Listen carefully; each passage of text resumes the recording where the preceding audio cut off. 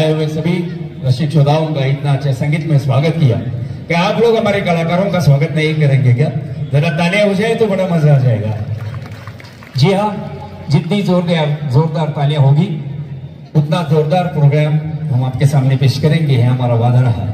लीजिए आपके लिए एक शेर अर्ज करते हैं। आज झुकाकर सर भगवान के चरणों में, आज झुकाकर सर भैरवनाथ के चरणों में वादा निभाने की कसम खाते हैं। चाहे टूट पड़े आसमां, चाहे फट जाए जमीन का सीना, चाहे टूट पड़े आसमां, चाहे फट जाए जमीन का सीना, हम आपका साथ निभाने की कसम खाते हैं। किसी शहंशाह ने अपने प्यार के खातिर बनाया था संगमरमर का ताजमहल, किसी शहंशाह ने अपने प्यार के खातिर बनाया था संगमरमर का ताजमहल, लेकिन हम आप सबके खातिर संगीत का ताजमहल बनाने की कसम खाते हैं।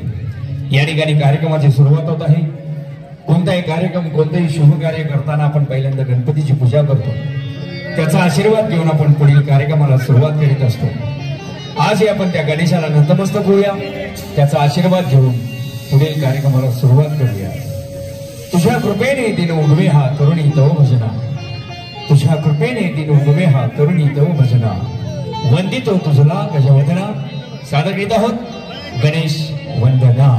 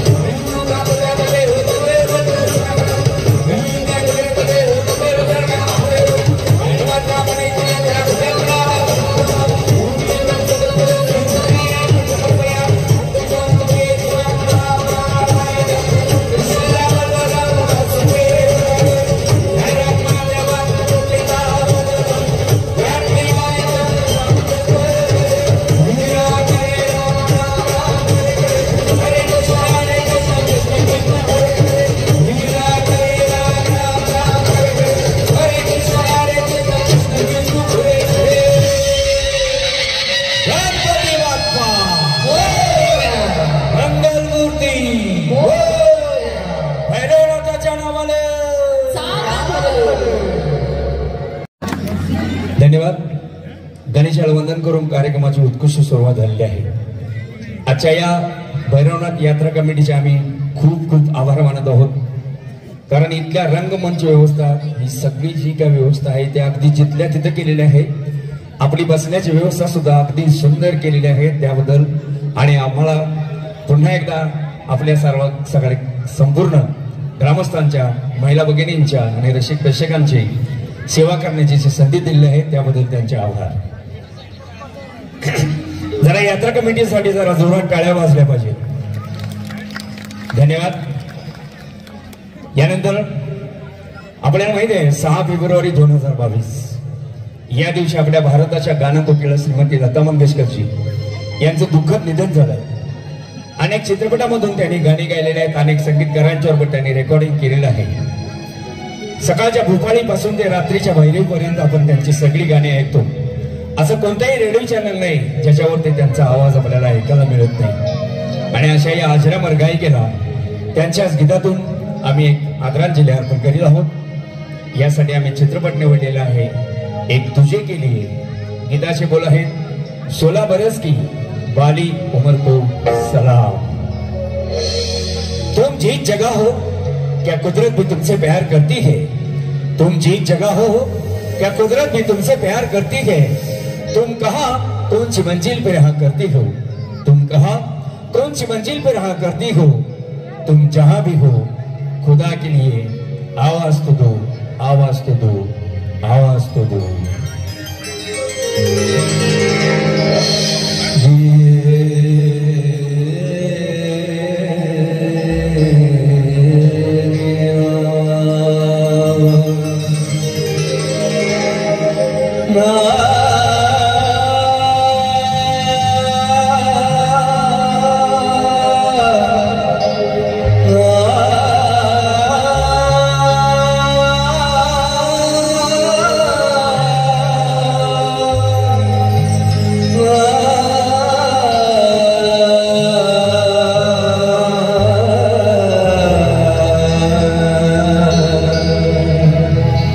दे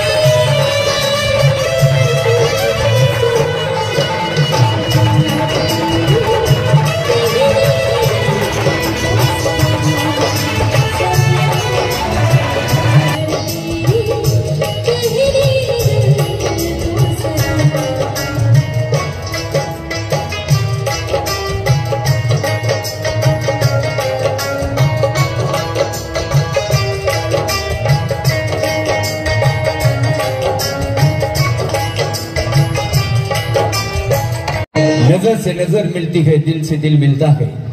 नजर से नजर मिलती है, दिल से दिल मिलता है, और सच्ची मोहब्बत करने वाला लाखों में एक मिलता है। जरा लता दीदींच्यासाठी टाळ्या वाजल्या पाहिजेत. त्यांच्या आठवणीमध्ये हे गीत आपण आपणासमोर सादर केलेलं आहे. आपल्या हिंदी फिल्म इंडस्ट्रीज मध्ये अनेक चित्रपट आले गेले, आपण त्याचे साक्षीदार आहोत. आपण बरेच चित्रपट त्यातले पाहिलेले आहेत. अनेक चित्रपट हिरोच्या नावामुळे गाजले, बरेच हिरो चित्रपटाच्या नावामुळे गाजले. आणि असा एक डॅशिंग चित्रपट येऊन गेला जो सनी देओल आणि डॅनी यांच्यावर चित्रित केलेला होता. ज्या चित्रपटाचे डायलॉग अजूनही फेमस आहेत असा हा चित्रपट घातक. आणि घातक या चित्रपटातील एक जबरदस्त कोरिओग्राफी आपण समोर घेऊन येत आहेत शंकरपीठचे कलाकार. चित्रपट घातक. इश्क ला महदूद है जब तक रहनुमा होता नहीं, इश्क ला महदूद है जब तक रहनुमा होता नहीं, मेरा गम जुदा हो जाए लेकिन मेरा गम जुदा होता नहीं. आसमां से उतारा गया जिंदगी देके मारा गया, आसमां से उतारा गया जिंदगी देके मारा गया. अरे मैं ना मरता कभी मौत से, मैं ना मरता कभी मौत से, तेरी नजरों से मारा गया. मारा रे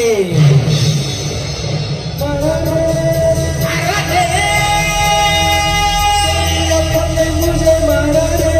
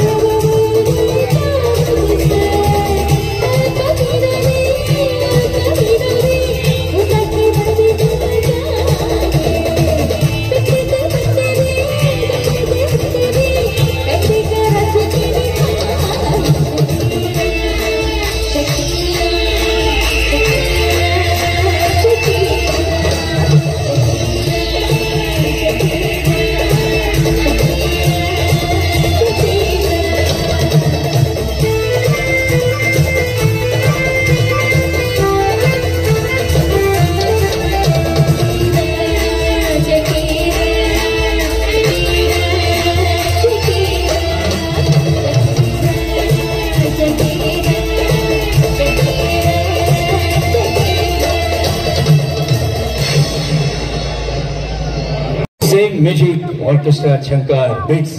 आता आपण जे सगळे म्युझिक कंपोजिंग ऐकलेलं आहे त्याचं सगळं श्रेय जातं आमचे सगळ्यात लहान बंधू संगीतकार मास्टर मेघराज सुतार यांना.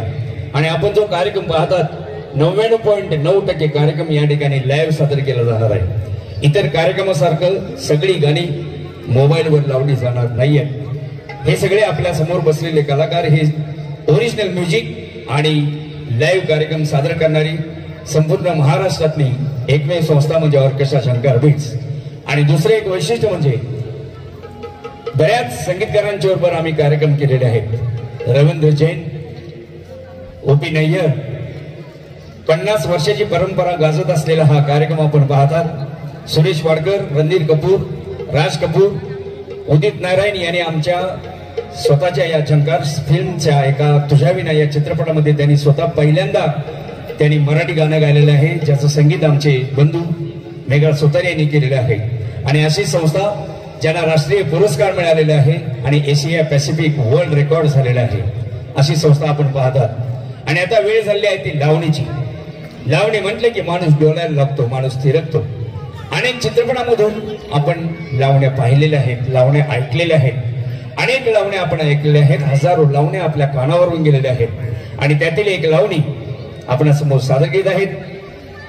ऑर्केस्ट्रा शंकर बीट्सच्या नृत्यांगना ज्यांना दादासाहेब फाळके बेस्ट डान्सर पुरस्कार मिळालेला आहे आणि ओबीसी प्रदेशाध्यक्षपदी ज्यांची निवड झालेली आहे, अशा सिनेतारका आकांक्षा कुंभार आपण समोर घेऊन येतात लावणी.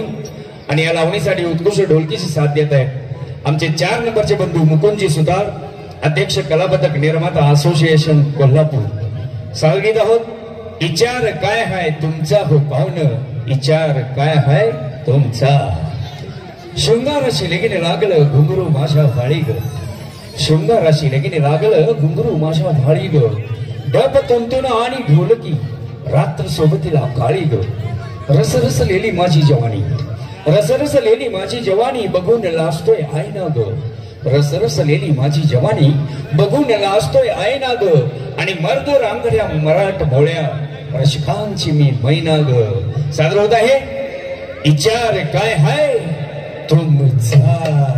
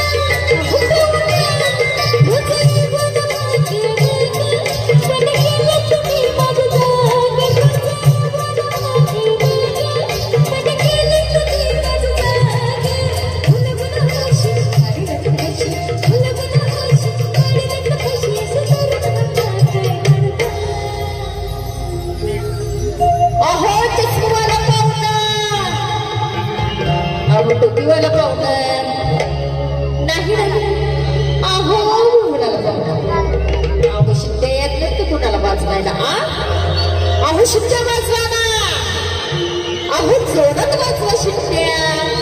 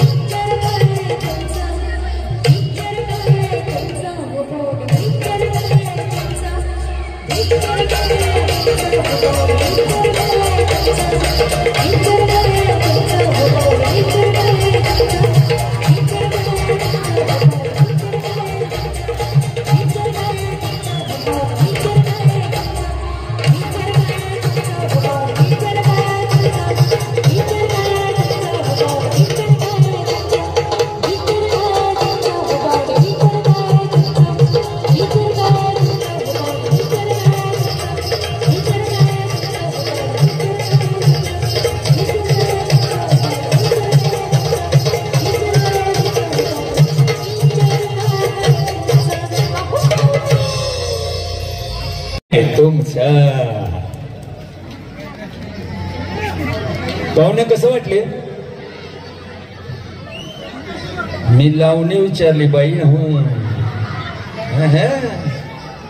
या ढोलकीवाल्यांच्या मुळे एवढी सुंदर वाटली जरा टाळ्या वाजू दे या दोघांच्यासाठी धन्यवाद आजचा हा कार्यक्रम भैरवनाथ यात्रेनिमित्त आयोजित केलेला आहे आणि या भैरवनाथाच्या चरणी आम्ही एक पारंपरिक गोंधळ अर्पण करीत आहोत आई अंबाबाईचा गोंधळ जगदंब जगदंब जगदंब आई अंबे आई जगदंबे तू महाकाली झालीस तू महालक्ष्मी झालीस तू माता यल्लमा झालीस तू आई रेणुका झालीस तू पार्वती देवी झालीस तू कालिका देवी झालीस मग आज अशी डोळे झाकून गप्प का बसलेस ये या पृथ्वी तलावर इथला भ्रष्टाचार संपवण्यासाठी इथला अन्याय थोपवण्यासाठी इथल्या माणसातला माणूस जागा करण्यासाठी तुला यावं लागेल ये अंबे ये आणि उघड तुझे डोळे जगदंब जगदंब जगदंब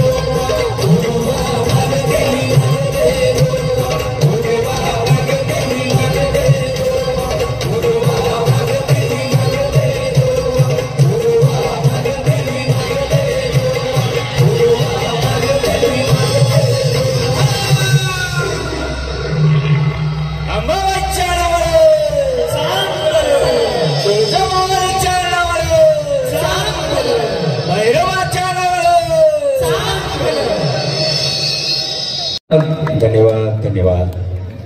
आता जो आपण ॲटम पाहिलेला आहे हे सगळे कलाकार, ही जी टीम आपण पाहिली, हे सगळे कलाकार मध्य प्रदेश ग्वाल्हेर येथील हे सगळे कलाकार आहेत। यांना मराठी बोलता येत नाही, मराठी कळतही नाही, तरी पण मराठी गाण्यावरती इतकं सुंदर नृत्य आपणासमोर सादर केलेलं आहे। आणि आमच्या ऑर्केस्ट्रा शंकरपीचे कोरिओग्राफर आहेत, डान्स डायरेक्टर आहेत दीपक गुप्ता फ्रॉम मुंबई।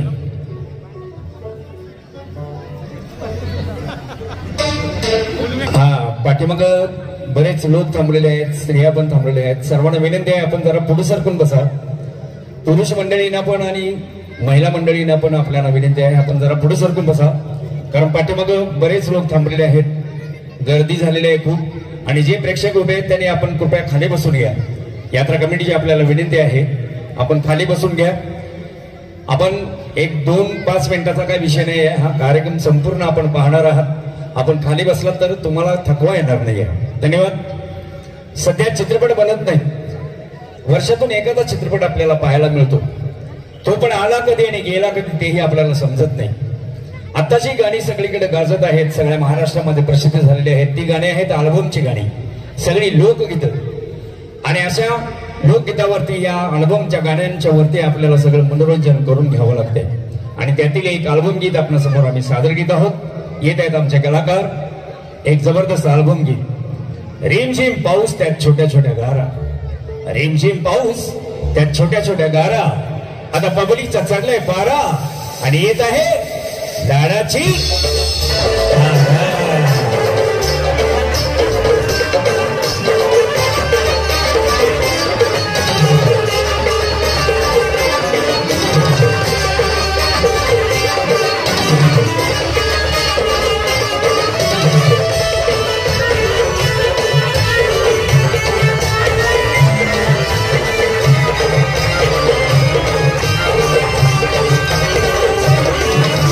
Oh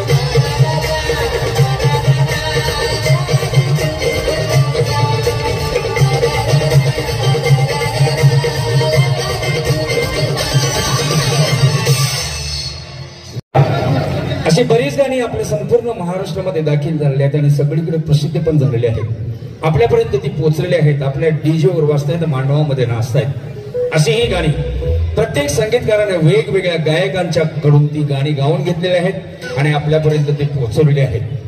आणखीन एक असंच गीत जे लहानांच्या पासून मोठ्यांच्या पर्यंत आवडीचं ठरलेलं असं हे गीत, गुलाबी साडी आणि लाली लाली लाल. हे जबरदस्त कोरिओग्राफी आपल्यासमोर घेऊन येतात शंकर बीटचे कलाकार.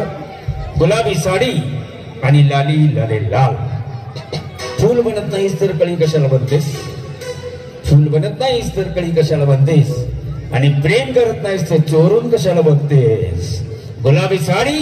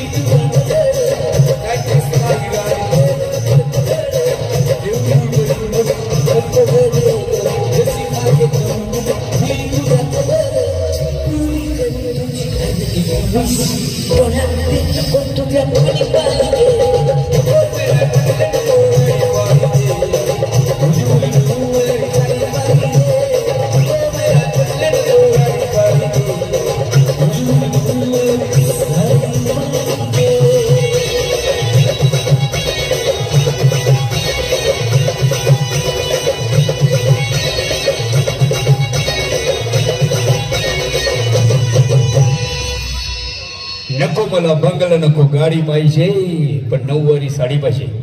काही बोलत असतात. एका प्राथमिक शाळेमधला एक वर्गाच्या वर्ग हुशार वर्ग होता. पण हेड सरांना असं वाटलं की आपण यांची थोडी परीक्षा घ्यावी, यांचं एम काय आहे, यांचं ध्येय काय आहे हे पाहावं. म्हणून त्यांनी त्या वर्गामध्ये जाऊन एका एका मुलाला प्रश्न विचारायला सुरुवात केली. ए मुला, तू मोठं झाल्यानंतर काय होणार सांग? तो म्हणाला, मी मोठा झाल्यानंतर डॉक्टर होणार. सरांना आनंद वाटला, त्याला खाली बसवलं.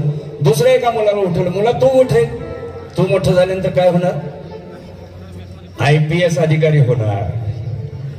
खूप आनंद वाटला. अशी मुलं पाहिजे, ध्येय ठेवणारी. त्या दोन्ही मुलाला खाली बसवलं. मग एका मुलीला उठवलं, मुली तू मोठी झाल्यानंतर काय होणार सांग? ती उठली आणि म्हणायला लागली, सर मी तुम्हाला कसं काय सांगू, मला लाज वाटते ना. अगं लाजायचं काय कारण आहे? या दोन मुलांनी उत्तर दिलं, मग तुला बोलायला काय हरकत आहे? सांग पडदेशी, तू मोठी झाल्यानंतर काय होणार? सर मी मोठी झाल्यानंतर 2 पोरांची आई होणार. सरांनी कपाळावर हात मारून घेतला, रागारागानं खाली बसवलं. मग कोपऱ्यात आमचं गण्या बसलेलं सरांना दिसलं. गण्या, वात्रट गण्या. गण्याला उठवला, गण्या तू उठ, तू सांग तू मोठं झाल्यानंतर काय होणार? गण्या उठला, सर मी मोठा झाल्यानंतर त्याच 2 पोरांचा बाप होणार. धन्यवाद. पहलगाव मध्ये आतंकवाद्यांनी जो हल्ला केला त्यावेळी बरेच निरपराध लोक मारले गेले, अनेक आपले सैनिक मारले गेले. त्यांना एक आदरांजली आज आपण बघतोय की या सर्व सैनिकांची मुलं, त्यांच्या बायका, त्यांची आई, त्यांचे भाऊ, त्यांच्या बहिणी वाटेकडे डोळे लावून बसलेले असतात की माझा भाऊ येईल, माझा मुलगा येईल, माझा नवरा येईल. पण याने आपल्या प्राणांची आहुती दिली. आपण इथं बिनधास्त जगत असतो, पण हे लोक आपल्या प्राणांची आहुती देतात, बलिदान देतात. म्हणून तर हा देश व्यवस्थित चाललेला आहे. आपण बिनधास्त आपल्या घरामध्ये झोपू शकतो. आणि सिंदूर मिशन मध्ये ज्यांनी काम केलं त्या होत्या सोफिया कुरेशी आणि विंग कमांडर विविका सिंग यांना सुद्धा सलाम. त्यांनी बऱ्याच जणांचे प्राण वाचवले आणि आपल्या मायदेशी त्यांनी परत आणलं. म्हणून त्यांना एक उत्तेजित करण्यासाठी, जे जवान आज लढत आहेत त्यांना उत्तेजित करण्यासाठी आणि शहीद झालेल्या जवानांना आदरांजली देण्यासाठी एक आयटम आपल्या समोर सादर करीत आहोत. सींचा है खून से हमने अपने देश की आजादी को, सींचा है खून से हमने अपने देश की आजादी को, मर मिटाना है उन देश के गद्दारों को, करके जानों को कुर्बान दे गई आजादी वतन अपने हाथों में, और खून का कतरा कतरा यही कहता है.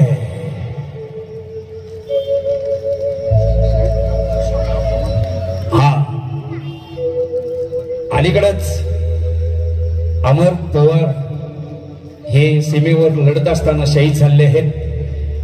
त्यांना आम्ही सलाम करीत आहोत आणि त्यांना आदरांजली अर्पण करून या कार्यक्रमाला सुरुवात करीत आहोत.